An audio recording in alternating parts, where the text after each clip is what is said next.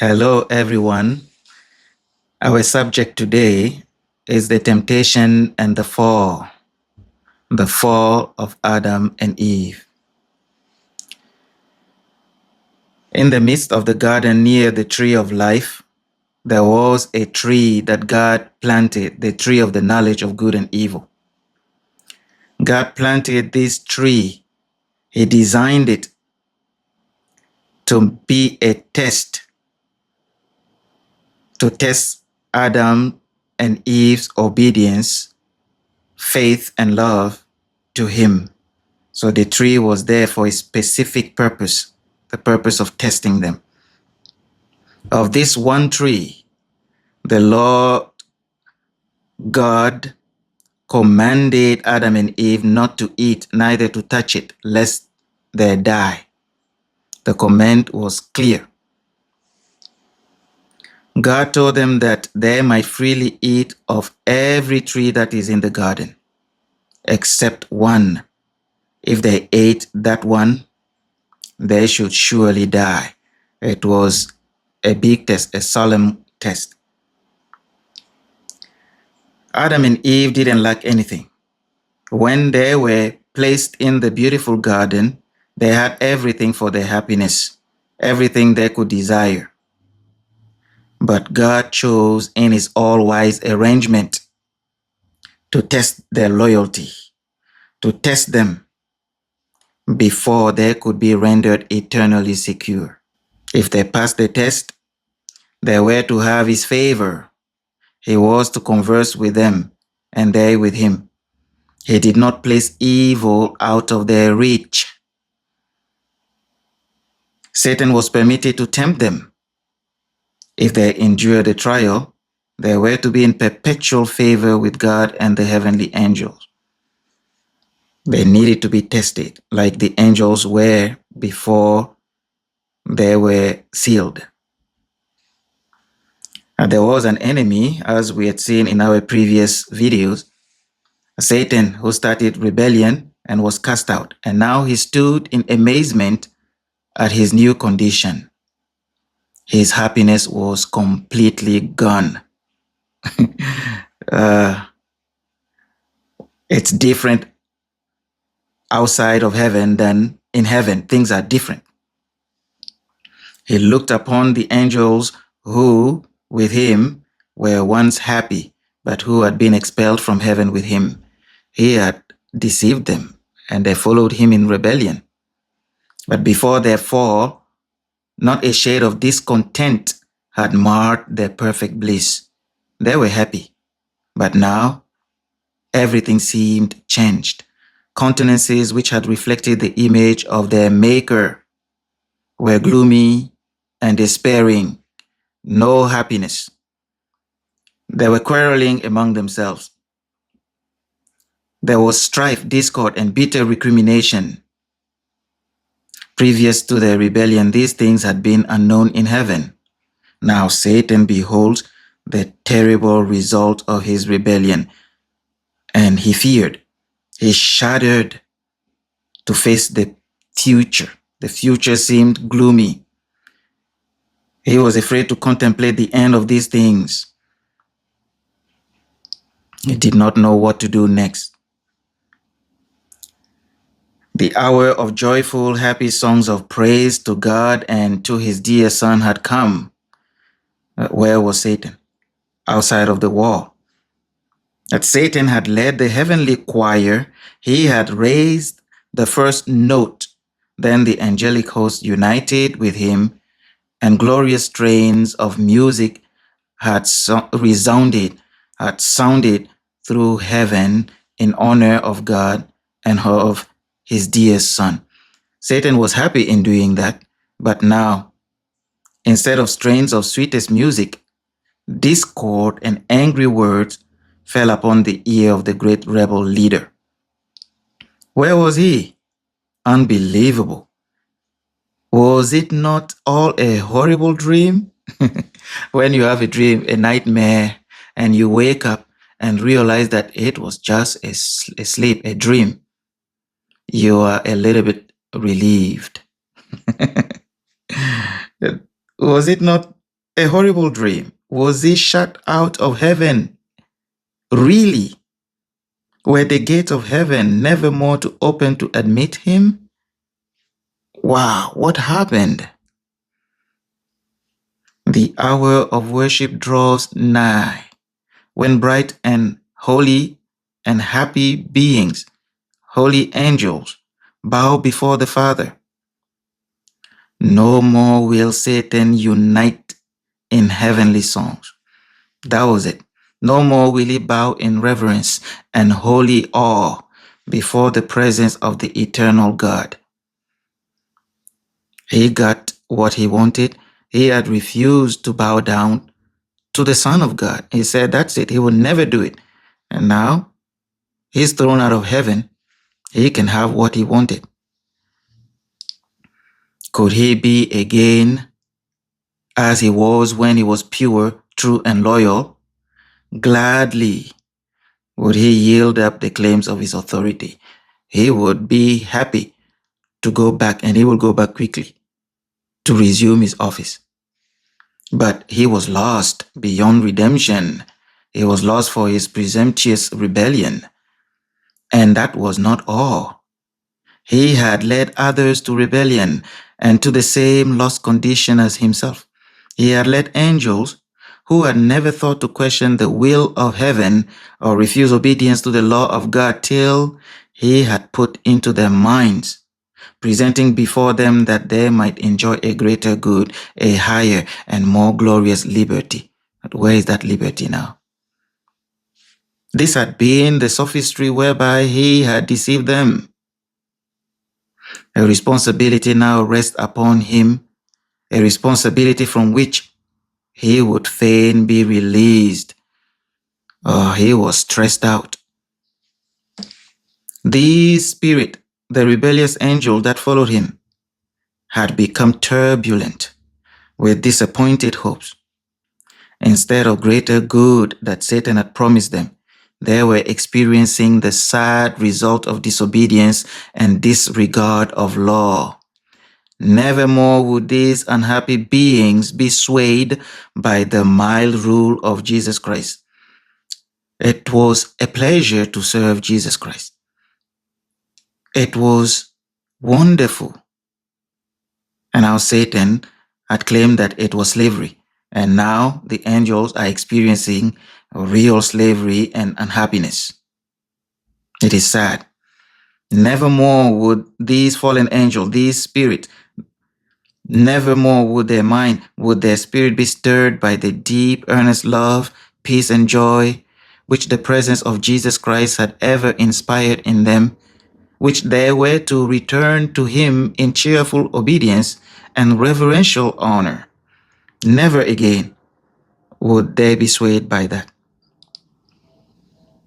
Satan trembled. He trembled as he viewed his work.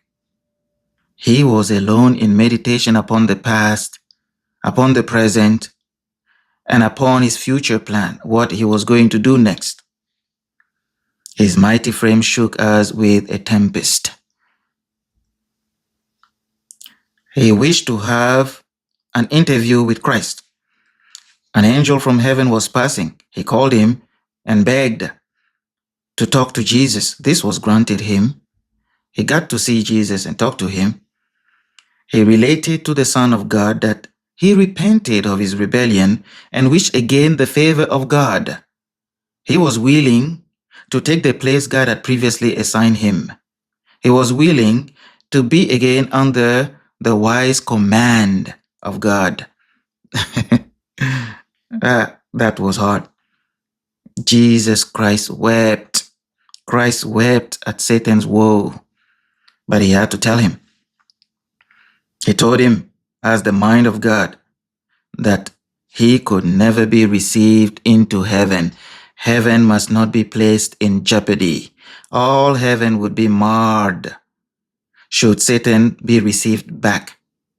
For sin and rebellion originated with him. The seed of rebellion were still within him. If he is brought back, the holy angels would learn something. They will learn that, well, they might also rebel and be forgiven. God is this loving God. They can do whatever they want and later go ask for forgiveness and they will be readmitted. Satan had in his rebellion no occasion for his course. And he had not only hopelessly ruined himself, but the host of angels also, who would have been very happy in heaven if Satan had remained steadfast. The law of God could condemn, but that law could not pardon. Satan repented not of his rebellion because he saw the goodness of God which he had abused. No, it was not possible that his love for God had so increased since his fall that it would lead to cheerful submission and happy obedience to the law which he had despised. The wretchedness, what he realized in losing the sweet light of heaven, and the sense of guilt which forced itself upon him, and the disappointment he experienced himself in not finding his expectation realized, all these three things were the cause of his grief. That's why he was sorrowful. To be commended out of heaven was vastly different from being thus honored in heaven. The loss he had sustained of all the privileges of heaven seemed too much to be borne. He wished to regain these. This great change of position from holiness to impurity, for being highly exalted to fallen state, this change of position had not increased his love for God, nor for his wise and just law. No, not at all. But when Satan became fully convinced that there was no possibility of his being reinstated in the favor of God, he manifested his malice with increased hatred and fiery vehemence. He became so angry. He became the great enemy of God. And God knew that such determined rebellion would not remain inactive. God knew. He knew that Satan would invent means to annoy the heavenly angels and show contempt for God's authority. As he could not gain admission within the gates of heaven, he would wait just at the entrance to taunt the angels and seek contention with them as they went in and out. He would look for quarrels. He would seek to destroy the happiness of Adam and Eve also. God knew all that. He knew that Satan would endeavor to incite them with rebellion, knowing that this would cause grief in heaven. So yet all that because he was convinced that there was no hope for him. He thought he was trying again for the second time to bamboozle God. That doesn't work. God reads the soul, the inner, what is hid in the heart. Cannot hide anything from God. This reminds me of when I was in West Africa, in Burkina Faso. One day, I was at a public place, and all of a sudden, I felt impressed to look in a direction, and I saw a young man parked a beautiful motorcycle. And then I was like, why was I impressed to look there?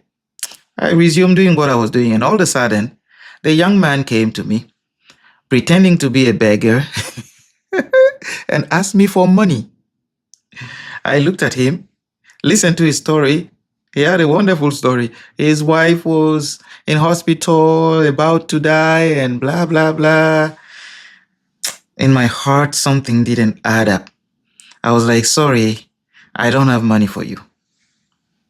So he went and asked other people. He kept asking and going. But the same day, that evening, the evening of the same day, I was at a different district, far from the first place. So I was getting ready to go run, to go do some sport. That guy comes again differently dressed, and he comes with a different story, telling me a different story. This time it wasn't his wife. It was something else. I was like, my friend, you don't even recognize me. This morning you approached me at the marketplace over there, and I told you I don't have money. And you had one story, and now you're telling a different story. I know you are not a genuine beggar.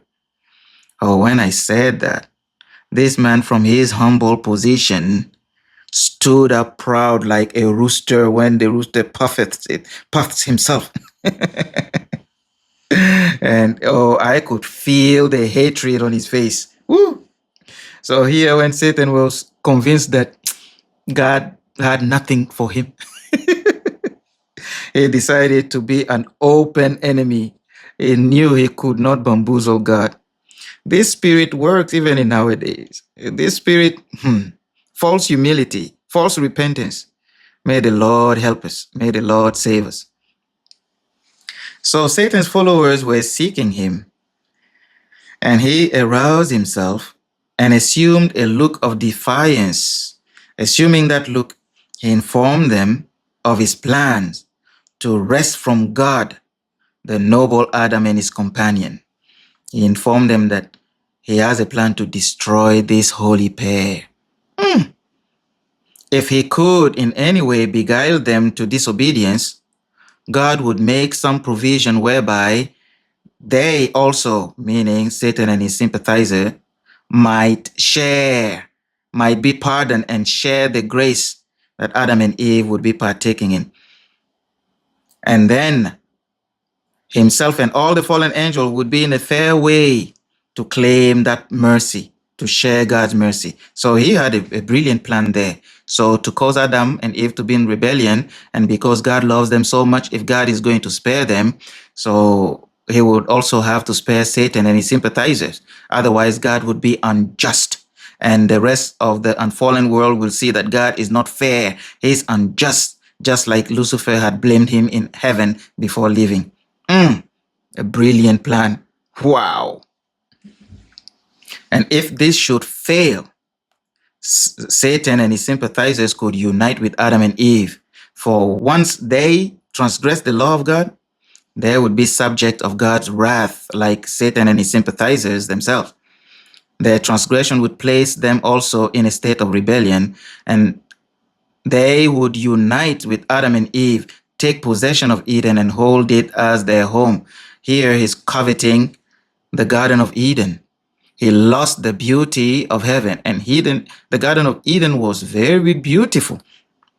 So Satan wanted to take possession of that and also have possession of the tree of life. Wow. And he says that if they could gain access to the tree of life in the midst of the garden, their strength would, he thought, be equal to that of the holy angels, and even God himself could not expel them. Wow, this is bold. This is bold. He has all these plans against his maker. So Satan held a consultation with his evil angels.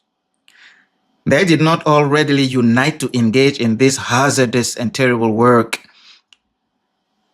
but he will have to convince them. He told them that he would not entrust any one of them to accomplish this work, for he thought that he alone had sufficient knowledge, sufficient wisdom to carry forward so important an enterprise. He wished them to consider the matter while he should leave them and seek retirement to mature his plans. He wanted them to think about that, and he sought to impress upon them that this was their last and only hope. If they fail here, all prospect of regaining and controlling heaven or any part of God's creation was hopeless. He told them that this is their only hope. So he went alone to mature plans that would most surely secure the fall of Adam and Eve. He had fears that his purposes might be defeated. And again, even if he should be successful in leading Adam and Eve to disobey God's commandment and thus become transgressors of his law, and no good come to himself, his own case would be worse. It will not improve his guilt. His guilt It will not improve his condition. It will be worse. His guilt will only be increased. He's making things worse for himself. This guy, he shuddered at the thought of plunging the holy happy pair into the misery and remorse he was himself enduring. He feared. This was stressful. He seemed in a state of indecision, at one time firm and determined, then hesitating and wavering. He kept going like this, on and off, until his angels found him. They were seeking him. In front of them, he cannot be vacillating like that. He needs to be. They were looking for him. So he was their leader. They wanted to acquaint him with their decision. They will unite with him in his plans, and with him, they would bear the responsibility and share the consequences. So they were getting in a brotherhood here. Yeah, they were uniting in evil. So Satan cast off his feeling of despair and weakness now that he saw that he has a group buttressing him. And as their leader, he fortified himself to brave out the matter and do all in his power to defy the authority of God and God's dear Son. He was at war against the government of God. So he acquainted his sympathizers with his plans. If he should come boldly upon Adam and Eve and make complaints of God's own Son, as he had done in heaven, it would not work. They would not listen to him for a moment, but would be prepared for such an attack. Yeah, he's done that in heaven. He is complained about the Son of God, and it worked. But he sees that it will not work this time. It will not work with Adam and Eve. So he would think of something else. And he knew that he cannot use force if he should seek to intimidate them because of his power. So recently, an angel of high authority, he could accomplish nothing. God will not allow that. So he decided that cunning and deceit will do what might and force could not. So he will try to deceive them. Deception. God assembled the angelic host to take measures to avert the threatened evil. It was decided in heaven's council for angels to visit Eden and warn Adam and Eve of the danger from Satan. Yeah. God is kind. He always warns. He always informs us before things come. So 2 angels sped their way to visit our first parent. Oh, Adam and Eve received them with joyful innocence, expressing their grateful thanks to their Creator for thus surrounding them with such a profusion of His bounty. Everything lovely and attractive was theirs to enjoy, and everything seemed wisely adapted to their wants. And that which they prized above all other blessings was the society of the Son of God and the heavenly angels, for they had much to relate to them at every visit, to talk about their new discoveries, the discoveries of the beauties of nature and the lovely Eden, the things they were discovering. And they had many questions to ask, questions relative to many things which they could but indistinctly comprehend. So they were willing to learn. The angels graciously and lovingly gave them the information they desired. But the angels gave them also the sad history of Satan's rebellion and fall. They then distinctly informed them that the tree of knowledge was placed in the garden to be a pledge of their obedience and love to God. Here again, Adam and Eve are getting to hear repetition is good, you know. God wants to make sure they remember, they don't forget. That the high and happy estate of the holy angels was to be retained upon condition of obedience, that Adam and Eve were similarly situated. This is what the angels told them, that they could obey the law of God and be inexpressibly happy, or disobey and be and lose their high estate. They forfeit their happiness and be plunged in hopeless despair. So obedience is the condition for enjoying God's blessings. They told Adam and Eve that God would not compel them to obey. God doesn't do things like that. He doesn't deal with intelligent being by using force. He doesn't compel them.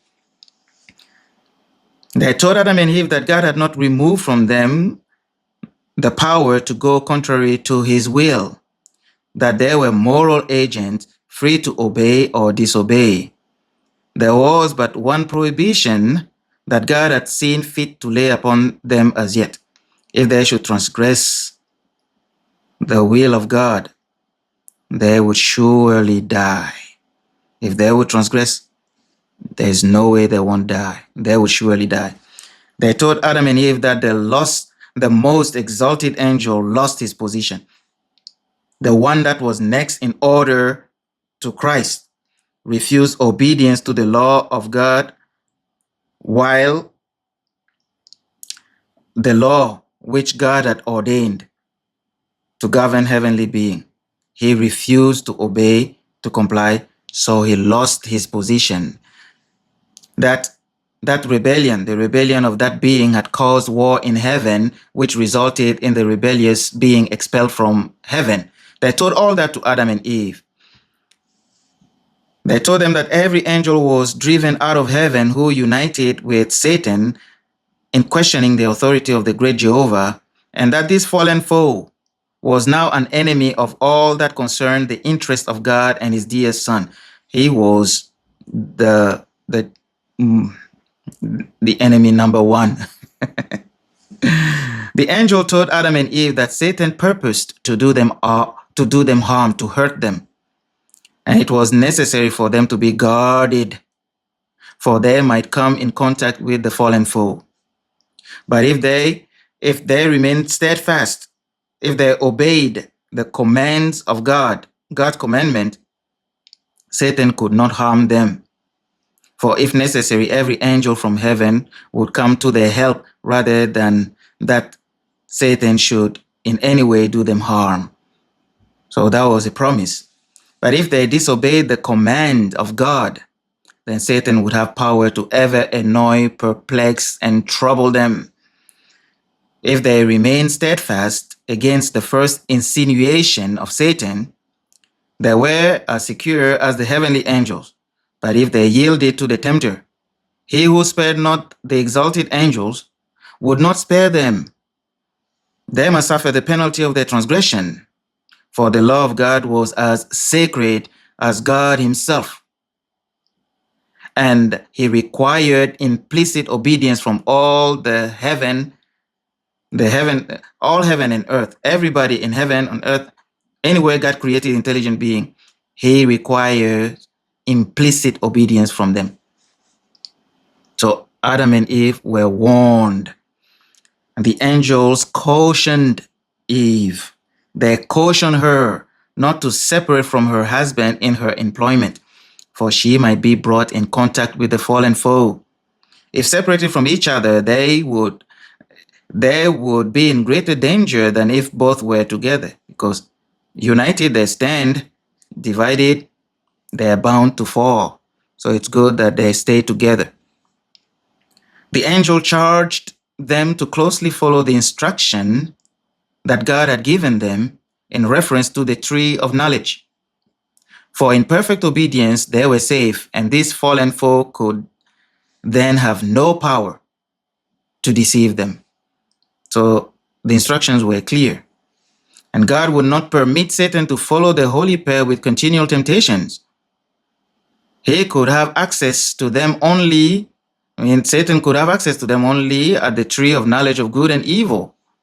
That's the only place in the garden where he could have access to them. So if they didn't even go near the wicked tree, some people say it was a good tree because everything was good in the garden. Well, Satan was in the garden. He wasn't good. There was a devil in paradise. So if they didn't go to that wicked tree, Satan wouldn't have access to them. They should have been occupied at something else. And when time comes, God will just graduate them to the level of angels. Adam and Eve assured the angels that they should never transgress the express command of God, for it was their highest pleasure to do his will. They told the angels, we perfectly understand. Oh, don't worry. It's our delight to do the will of God. So the angels united with Adam and Eve in singing. They united in a holy strain of harmonious music. And as their songs pealed forth from blissful Eden, oh, Satan heard the sound of the strains of joyful adoration to the Father and to the Son, because they were singing the praises of God and the praises of God's Son, Jesus Christ. Satan heard that. Ooh. Oh. And when Satan heard it, his envy, hatred, and malignity increased, and he expressed his anxiety to his followers to incite Adam and Eve to disobedience and at once bring down the wrath of God upon them and change their songs of praise to hatred and curses to their Maker. Woo! No wonder nowadays we have a lot of people that curse God, curse holy things. 1, 2, there's a curse in their mouth. 1, 2, a curse in their mouth continually. So Satan is inspiring them to insult their Maker. It's the spirit of rebellion, spirit of Satan. So Satan assumes the form of a serpent and enters Eden. The serpent was a beautiful creature with wings, and while flying through the air, his appearance was bright, resembling burnished gold. He did not go upon the ground, but went from place to place through the air and ate fruit like man. He did not drag himself on his belly to the ground. No, he was a beautiful, an impressive creature. So Satan entered into the serpent and took his position in the tree of knowledge and commenced leisurely eating of the fruit. Yum, yum, yum, yum, yum. Something God doesn't want human beings to eat. Hey. Eve unconsciously at first separated from her husband in her employment. When she became aware of the fact, she felt that there might be danger. But again, she thought herself secure even if she did not remain close by the side of her husband. Oh, she had wisdom and strength to know if evil came and to meet it. And this, the angels had cautioned her not to do. The angel told her not to separate from her husband. Ay, ay, ay. Eve found herself gazing with mingled curiosity and admiration upon the fruit of the forbidden tree. She saw it was very lovely and was reasoning with herself why God had so decidedly prohibited their eating or touching it. Like this fruit is beautiful. This is wonderful. I don't see anything bad in it. The tree looks good. The fruit looks good. Why did God tell us not to eat it? Now was Satan's opportunity. He addressed her as though he was able to divine her thoughts. Yeah, hath God said, ye shall not eat of every tree of the garden? Thus, with soft and pleasant words, and with musical voice, he addressed the wondering Eve. She was startled to hear a serpent speak. The serpent extolled her beauty and exceeding loveliness, which was not displeasing to Eve. Look at you. Wow, you are beautiful. Where do you come from? Wow, I've never seen a beautiful person like you. There's no one like you. Look at your eyes. Ooh, I like the way you walk. Yeah, even today, that's what wicked young men use to destroy innocent girls, innocent and stupid girls. They love to hear these things. Sometimes when they go downtown and come back without anybody whistling at them and saying, oh, I like this or that, they feel like something is wrong. When they get home, they go straight to the mirror to see what was wrong. Yeah, the serpent is good at flattering so that he can get to destroy. This was not displeasing to Eve, but she was amazed, for she knew that to the serpent, God had not given the power of speech. Why is this animal speaking? Eve's curiosity was aroused. Instead of fleeing from the spot, she listened to hear a serpent talk. It did not occur to her mind that it might be that fallen foe using the serpent as a medium. It was Satan that spoke, not the serpent. Oh, yeah. Oh, Satan can use this. Remind me of Balaam with the donkey. The donkey spoke. We know animals have not received the power of speech. But yeah, angels, fallen angels, or holy angels, or God himself can use an animal to speak. So in some places of the world, like Africa, you come across people who say, yeah, they've heard animals speak. In witchcraft, in voodoo, and these things, but it's not the animal speaking. It is Satan speaking, and the voice is audible. It looks, Satan knows these things. He's bringing. When you look at the cartoon where they have talking donkeys, talking possums, and talking rabbits and whatnot, mice, talking dogs, Satan knows. He's making them talk. He does the same thing, but the result is to destroy the soul. So Satan can come. Sometimes it doesn't even use an animal. He comes as the spirit of the deceased. Somebody has a relative, a dear one that died. Satan impersonate the person, takes the form of the person and the voice, the memory of the person, what the person used to do, the actions and everything, and with an exactness. Wow, it's startling, and people fall for these, and they end up breaking the commandment of God after they listen to such spirits. So if Eve had met a commanding personage, if she had met somebody possessing a form like the angels and resembling the angels, she would have been upon her guard. But that strange voice should have driven her to the sides of her husband to inquire of him why another should thus freely address her. Why is another one talking to me and say I'm beautiful? Why does another one like me like that? Only my husband is supposed to talk to me like that. Why should she should have been disgusted. But she entered into a controversy with the serpent. Or many do that even today. Women or men, many, instead of saying, thus saith the Lord, and moving from there, they get into argument and whatnot. Many do that. Oh, so that strange voice should have driven her to her husband's side. No, she didn't go ask Adam why the serpent was talking to her, and she started arguing with the serpent. She answered his question. She said, we may eat of the fruits of the trees of the garden, but of the fruit of the tree which is in the midst of the garden, God has said, ye shall not eat of it, neither shall ye touch it, lest ye die.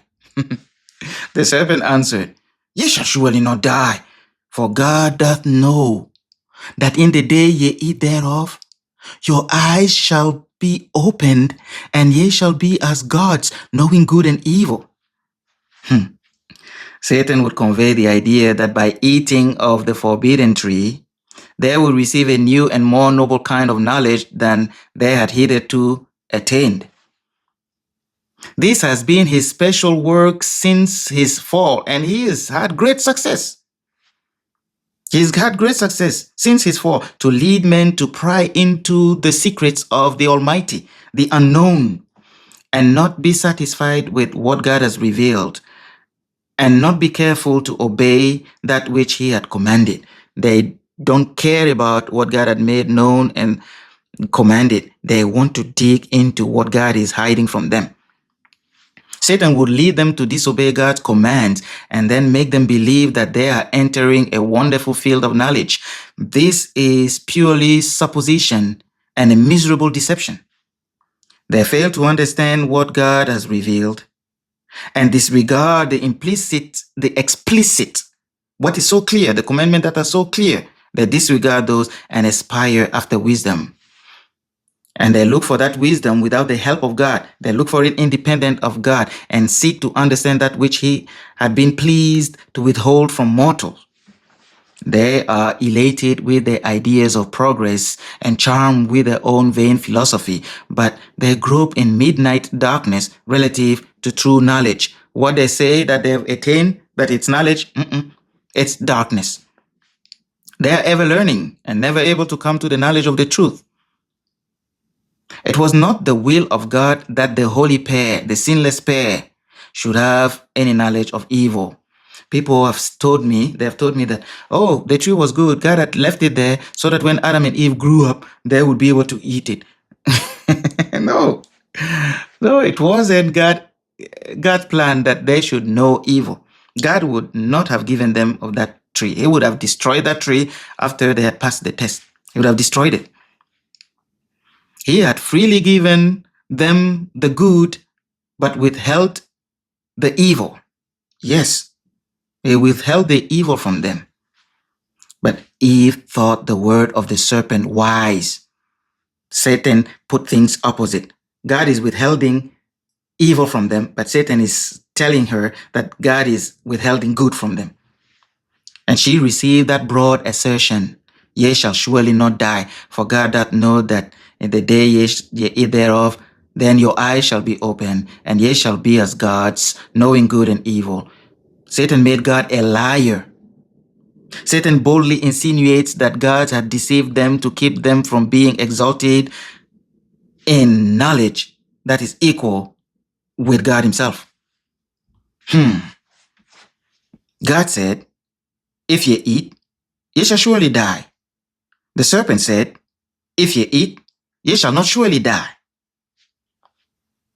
The tempter assures Eve that as soon as she ate of the fruit, she would receive a new and superior knowledge that would make her equal with God. He called her attention to himself. He was there. He ate freely of the tree and found it not only perfectly harmless, but gracious and exhilarating, and told her that it was because of its wonderful properties to impart wisdom and power that God had prohibited them from eating it and from even touching it, for he knew its wonderful properties, its wonderful qualities. Satan is depicting God here as an evil person. He stated that by eating of the fruit of the forbidden tree, the fruit that God had forbidden, it was by eating that fruit that he had obtained the power. He had obtained the power of speech. Said, see, I can speak because I'm eating that fruit. He intimated that God would not carry out his word, that it was merely to intimidate them. It was a threat to intimidate them and keep them from great good. He further told them that they could not die. How can you die? Haven't you eaten of the tree of life, which is to perpetuate immortality? Didn't you eat of that fruit? The tree of life? You should eat it quickly. All right, you take a bite here and go quickly and eat of that tree. That was the plan of Satan in order to perpetuate sin. He said that God was deceiving them to keep them from a higher state of felicity and more exalted happiness. So the tempter plucked the fruit and passed it to Eve. She took it in her hand. Aha, now she's touching it. Now, said the tempter, you were prohibited from even touching it lest you die. Did you die? Huh? Did you die? Did you feel anything bad? Look at you. Look at you holding that fruit. Nothing happened to you. He told her that she would realize no more sense of evil and death in eating than in touching or handling the fruit. Eve was emboldened because she felt not the immediate sign of God's displeasure. She thought the word of the tempter all wise and correct. Yeah, because evil men continue in their evil and God says nothing. God is silent. They get emboldened in their evil, and they continued deeper and deeper. So she ate and was delighted with the fruit. The fruit seemed delicious to her taste, and she imagined that she realized in herself the wonderful effect of the fruit. She then plucked for herself of the fruit and ate, and imagined that she felt the quickening power of a new and elevated existence as the result of the exhilarating influence of the forbidden fruit. She was like, She was imagining herself that, wow, yum. Hey, may the Lord have mercy on us. Sin, sin, sin, sin, sin. It's blinding in its nature. She was in a strange and unnatural excitement as she sought her husband with her hand filled with the forbidden fruit. She related to him the wise discourse of the serpent and wished to conduct him at once to the tree of knowledge. Let's go, Adam. Let's go. Oh, let's go. The fruit is good. She told him that she ate of the fruit, and instead of her feeling any sense of death, she realized a pleasing, exhilarating influence. As soon as Eve had disobeyed, as soon as she transgressed, she became a powerful medium through which to occasion the fall of her husband. She became a powerful tool in the hands of Satan. Yes, sin and sinners love sympathizers. When somebody is in evil, he cannot rest until he has found somebody else to join him. Then he feels good. He feels better that he's not the only one in that mess. That's crazy. Oh, some sadness came over the countenance of Adam. He appeared afraid and astonished. A struggle appeared to be going on in his mind. He told Eve he was quite certain that this was the foe that they had been warned against. And if so, that Eve must die. Eve assured him that she felt no ill effects, but rather a very pleasant influence, and entreated him to eat. Adam, eat. Look at me. Am I dead? Look at me. I feel no pain. I feel everything is okay. Look, the serpent was right. Eat. Take a bite. Please take a bite. Oh, Adam quite well understood that his companion had transgressed the only prohibition laid upon them as a test of their fidelity and love. Eve reasoned that the serpent said they should not surely die, and his word must be true, for she felt no signs of God's displeasure, but a pleasant influence as she imagined the angels felt. Sin is blinding. Adam regretted. He regretted that Eve had left his side. Oh, if I knew, I wouldn't have let her go by herself. Oh, no. But now the deed was done. He must be separated from her, whose society he had loved so well. How could he have it thus? His love for Eve was strong. And in utter discouragement, he resolved to share her fate. He said, I'm going to eat this fruit. He reasoned that Eve was a part of himself, and if she must die, since she is a part of me, if she must die, he will die with her. For he could not bear the thought of separation from her. He lacked faith in his merciful and benevolent Creator. He did not think that God, who had formed him out of the dust of the ground into a living, beautiful form, and had created Eve to be his companion, could supply her place. He lacked faith. He lacked faith. After all, might not the word of the wise serpent be correct? Eve was before him just as lovely and beautiful, and apparently as innocent as before this act of disobedience. She expressed greater and higher love for him than before her disobedience as the effect of the fruit she had eaten. Oh yeah, sinful women. Oh, that's why Samson could not go to where the holy women. He loved these sinful women. They were very generous. Oh, a sinful woman doesn't care about the commandment of God, doesn't care about decency and all this. But a holy woman will be telling him, please don't ever touch me this way again. Now, don't ever say this to me again. They dress well and they look serious. And now Eve has become a seducing spirit. She has become sophisticated with all this gesture, all this, Delilah. She's becoming a Delilah here to destroy the man. What kind of love? She expressed greater and higher love for him than before her disobedience as the effect of the fruit she had eaten. Hey, oh. Adam saw in her no sign of death. She had told him of the happy influence of the fruit, of her ardent love for him, and he decided to brave the consequences. He seized the fruit and quickly ate it, and like Eve, felt no immediate ill effect. He didn't feel immediately the bad effect of the fruit. They were all deceived. Adam was not deceived, Eve was deceived, but Eve was used by the devil to pull Adam down. So after Adam's transgression, he at first imagined that he felt the rising to a new and higher existence.